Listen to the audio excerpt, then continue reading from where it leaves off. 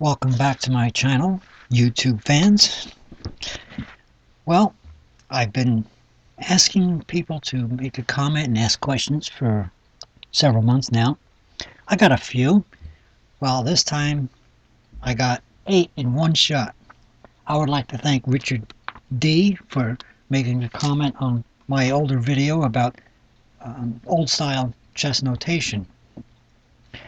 So Richard D asks me about 8 questions, actually 9, but I think one of them is kind of I'm not sure about the one question. In any case, I'm going to try and answer possibly 2 of the questions at a time on each video.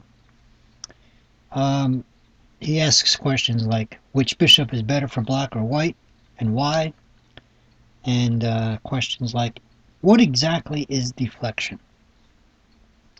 Well, I got a chart, a setup right now, a board setup right now, as you can see on your screen. The first subject is going to be that question. Deflection is at the heart of chess. I mean, there's openings, there's strategy, there's tactics, and deflection is one of the major alpha tactics of playing chess. It's part of becoming an excellent chess player, trying to deflect your opponent's pieces from defending other pieces. So we're going to talk about that first. In any case, he asks quite a few questions. Um, Another one that I want to see if I can address tonight is, what does fianchetto mean? So the first diagram, first position set up on the chessboard I have is about deflection. But as I'm grabbing the mouse and trying to figure out how I'm going to show you this, I can tell you the definition of fianchetto. It's actually Old Italian. Like we have Old English, Italians have Old Italian. Fianchetto is sort of an Italian word, an ancient Italian word that means flank. So fianchetto in chess is developing your bishop on a flank. It's a specific way to develop your bishop, and I'll show you that on the next part of this video. The third thing I might be able to attempt, I'm going to try to attempt at least 2, but I might be able to attempt a third one. Let me see. Why is F2 so important? F2 is not the only square, it's also F7. And again, I'll address this later. F2 and F7 is the squares that Richard is talking about, Richard D is talking about. So we'll get into that in a minute. So there you have it. Right now we're going to talk about deflection. What is deflection? Now, what you see in front of you is both sides, black and white, have virtually equal material. They both have a rook and a queen. They both have 6 pawns, and literally the board is set up. I mean, you probably would never get a position like this in a real game, where both are set up identical except for one small detail. The white rook is on E1, the white queen is on D1, whereas black has his rook and his queen on the same file. So, and it is white's turn. If it was black's turn, it'd be a different story, but right now it's white's turn. So what do I want to do here? I want to try and, obviously I want to try and win the game, so how about trying to win some material? How can I capture his queen without him simply just taking back and end up trading queens? And we just end up with a rook apiece, and it's still equal material. So essentially what I want to do is gain material. Now, it would be different if, for example, if his queen was here instead of here, a difference of 1 space, I wouldn't be able to do this. So don't expect to find a position like this all the time, but it might come up. Okay, so what I want to do actually is put him in check. sacrifice my rook. In doing that, I am deflecting his rook, which is defending his queen. Okay? And again, if the queen was here, I would not be able to do this because the queen would be defending this square as well. So I can't do that. But there you have it. So let's go ahead and do that. Actually, I think it's already set up. Let me see. There you go. So I put him in check. Now he has a choice. He could take the rook, which he really should. His best move is to take the rook. And if he doesn't, he's going to end up losing more than that anyway. I may end up with only a rook left, but there it is. Okay, so he takes the rook, and now I'm free to take his queen. So I won what they call in chess, I won the exchange. I gained the queen for a rook. Okay? Now, let's just say he thought that it might be better for him not to take, and maybe he can save his queen after all. And he moves that way instead. Okay. Well, I have a choice now. I could either... Now, I didn't do that. The computer did that. I could either take the rook, and he'll simply take my queen, and I'll take his queen. Okay?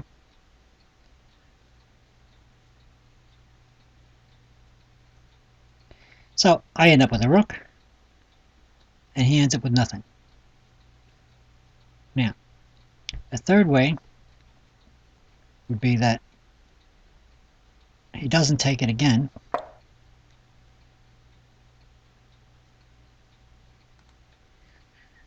and I take his queen first. I have to stop the computer from making the moves for me. Let me see.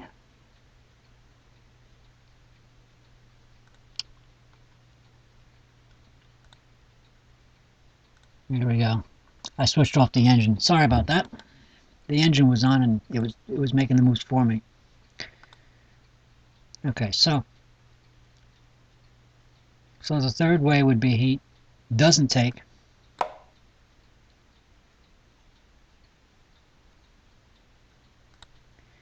And I go ahead and take the queen first.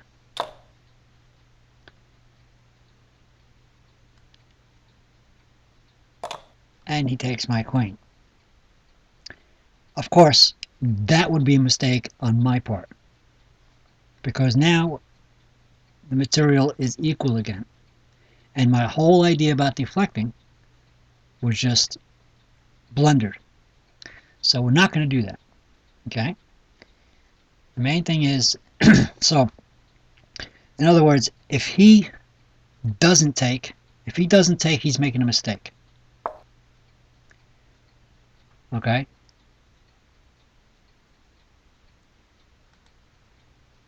And I could equally make the same mistake and take his queen first. Alright? So, if he doesn't take, he's making a mistake because I'm going to go ahead and take his rook, not his queen. Okay? He, of course, is going to take my queen. Unless he's really stupid and takes my rook. But he's going to take my queen. And I'm going to take his queen. So I end up with a rook. Okay? That would be the right way for me to do that. It would be the right way for me to move if he doesn't take. So let's go back. And let's make sure you remember the right way to do it if he does take. Okay? He does take like he should. Okay? I take his queen. So at least he ends up with the rook. I have a queen, but he at least ends up with a piece instead of no piece at all. So there you have it. That's what deflection is. Deflection is, in chess, the art of getting his defender out of your way. Okay? Of course, accurate play is just as important. Okay? Now, again, to just quickly review, if he doesn't take, okay, and I make just as silly of a mistake and take his queen first, the whole thing is down the drain because now we're completely equal. I may have a positional advantage. I mean, I could move the rook there, and he can move his rook there. I get to take first, so I get a positional advantage. But in any case, the right way to do it is, if he doesn't take, for me to take the rook. Okay? So, any case, that's what deflection is. So, I'm going to pause this, and I'm going to reset the board, and we're going to talk about fianchetto, and we're going to talk about the importance of the F2 square. I'll be back in for what would be a split second for you. It'll be a few minutes for me. Okay, so now we've got the beginning of the game board setup.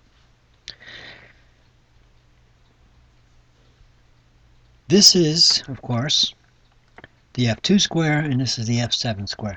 I'm going to just basically tell you very quickly, what do you notice? You should notice that the only piece able to defend that square, and therefore that pawn, is the king.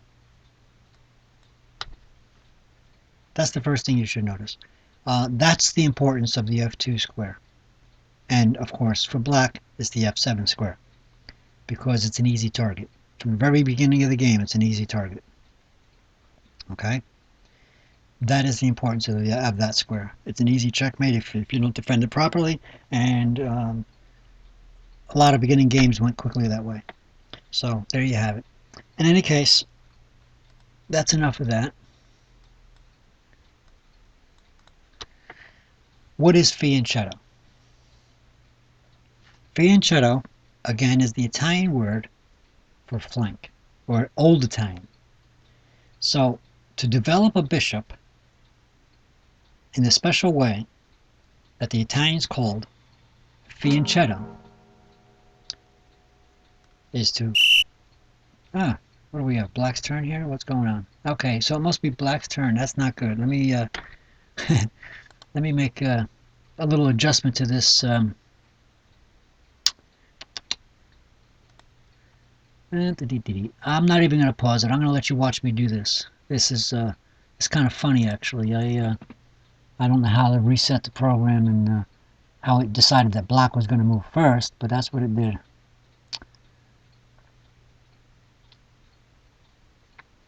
There we go. Yeah, and a little click of the button. And please watch this in HD so you can see all this, okay? Okay, there we go. Let's go back to full screen. Okay, sorry about that. So fianchetto is developing the bishops on the flanks. And to do that, you would move the pawn so that you can bring the bishop out. Okay? And that goes for both sides.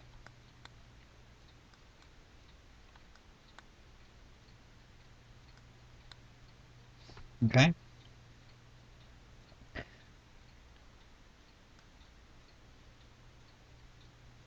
Now, during fianchettoing, if you don't want to fianchetto your bishop on, say you're playing black, you see that white is going to fianchetto his bishop on this diagonal. You don't want to start fianchettoing your bishop on that same diagonal. But if you want to fianchetto your bishop, I would definitely do this one. There you go. Okay, so let's go ahead and do that. So now it's white's turn, and there it is. That's a fianchetto. All right? And it's black's turn, that's a fianchetto. So White has control over this entire diagonal, which cuts the board in half, and black has this one, which cuts the board in his half. Okay, let's actually make that another color.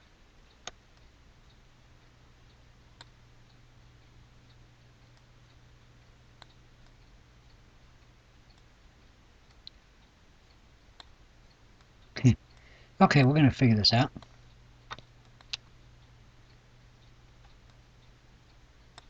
There we go. I was trying to make it orange. So anyway, and that goes for all 4 bishops. Now, again, you don't want to, for example, it'd be silly for me to go ahead and fiend shadow this bishop, because first of all, as soon as I move that pawn out, he's just going to go ahead and take my rook. So no, we don't want to do that. Okay, but fiend shadowing a bishop is generally done, second, third, fourth moves in the opening. I mean, you generally won't a fiend shadow a bishop until after you've developed your other stuff. Like, for example, I might do that. You know, maybe he does that. Okay.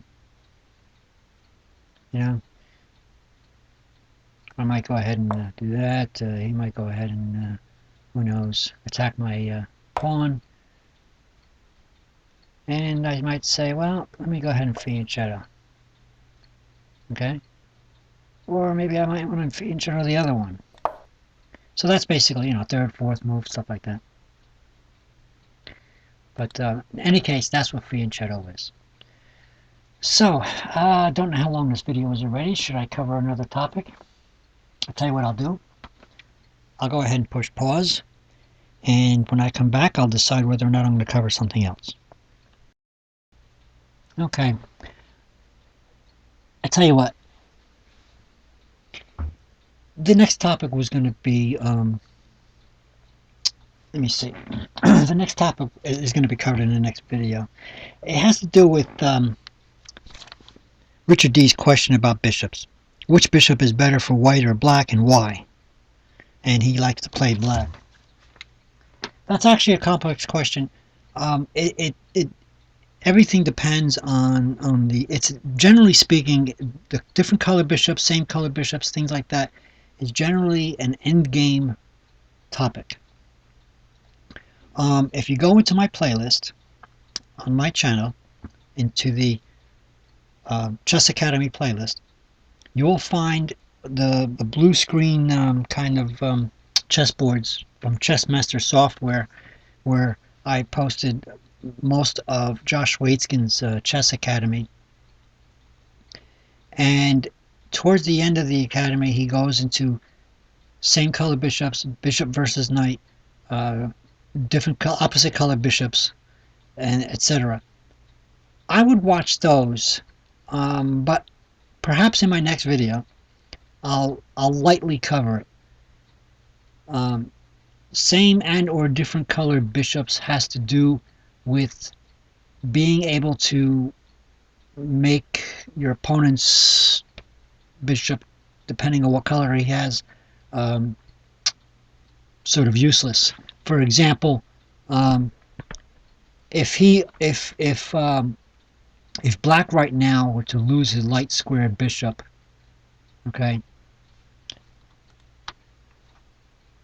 and he was allowed to keep his dark squared bishop, and I were to manage to put all my pawns on light squares, his bishop would be useless in attacking my pawns.